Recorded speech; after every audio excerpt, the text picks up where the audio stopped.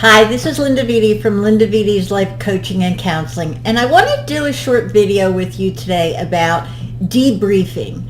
Now, debriefing in psychology, for what we're going to use it for, which is trauma, is really, it's about processing a traumatic event or a triggering event after it happens. Now, this can be used for a major traumatic event, or it can be used for something as simple as you spoke to a narcissistic parent for the first time in a while and it was triggering for you. Debriefing is the process where we talk to someone else, normally a therapist or a trusted confidant, about what is happening, what has happened, the events that occurred, and how we process them.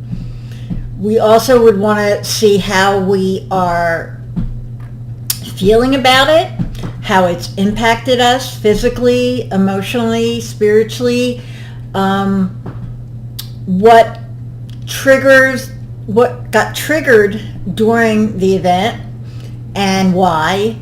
And then we try to also reframe it and make sure that there's no lasting effects that are going to affect post-traumatic stress disorder or complex post-traumatic stress disorder. So debriefing is really a way of processing an event or a traumatic experience.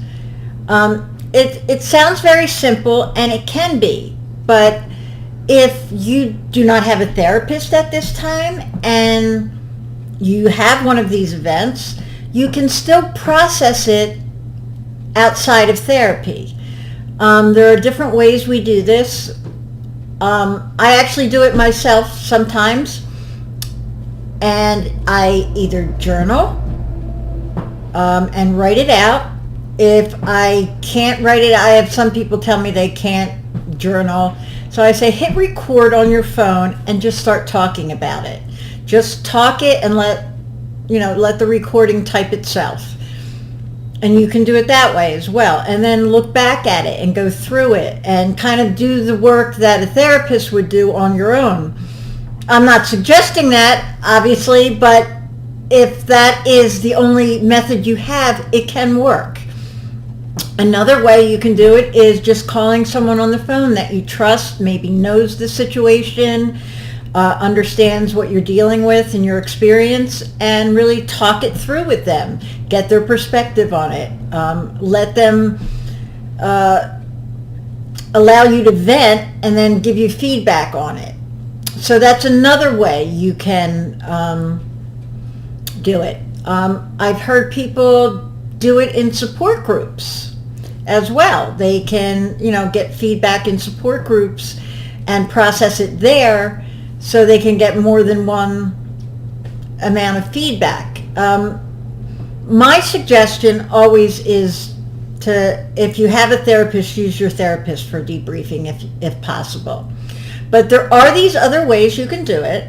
Like I said, you can journal, you can press record on your phone and do it that way. You can call a trusted friend, you can call your spiritual advisor, but the best way to do it is with a trained therapist, so they can give you proper perspective, proper feedback, proper insight, and different ways of, maybe reframing and reprocessing the actual event itself. Because sometimes when we go through an event like this, our brains are spinning. We're very hyper aware. Our body responses are different. We're on heightened alert. We're triggered.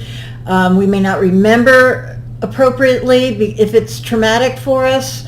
So we really want to process this out loud. We really want to get constructive feedback and constructive ways of reframing and processing it.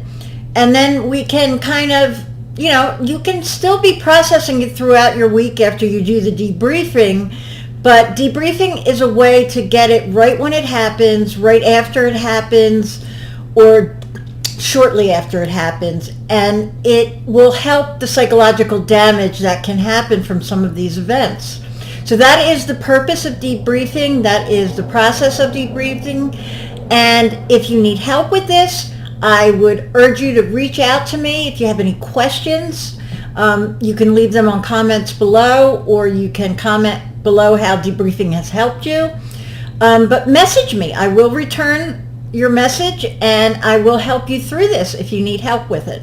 So contact me, Linda Vidi, at Linda Vidi's Life Coaching and Counseling. Find me on Facebook, Instagram, subscribe to my YouTube channel, and find me on TikTok as well. So we'll see you next time. God bless.